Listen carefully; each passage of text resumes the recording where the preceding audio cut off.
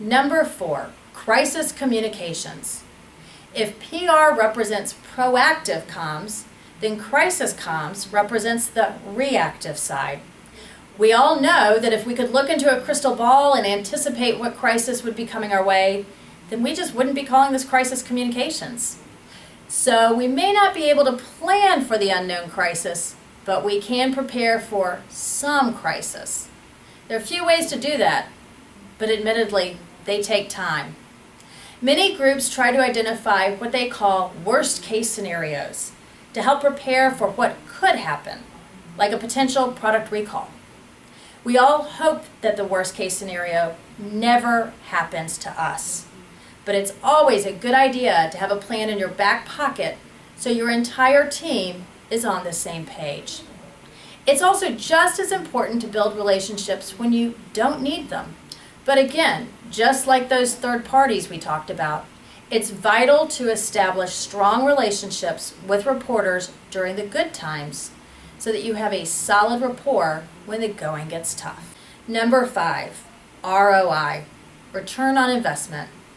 Whether you're in the corporate world or in the association community, we all work for people who want to see a solid return on their investments.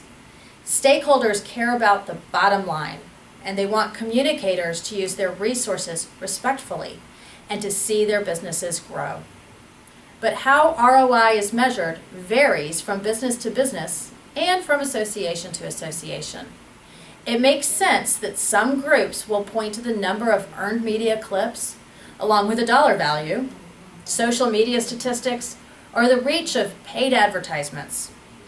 And while associations do look at those numbers too, what matters more to an association are measurements like membership renewal, new member recruitment, revenue stream, especially from those dues dollars, legislative activity, political participation, and attendance at industry events. So there are many similarities and some differences when it comes to corporate comms and association comms. Regardless of which kind of group you represent, it's important for any communicator to have first-hand knowledge of the industry, to visit businesses, warehouses, or factories in the field, and talk to the people in those businesses. They are the story that we tell every day. They are the ones we are working for.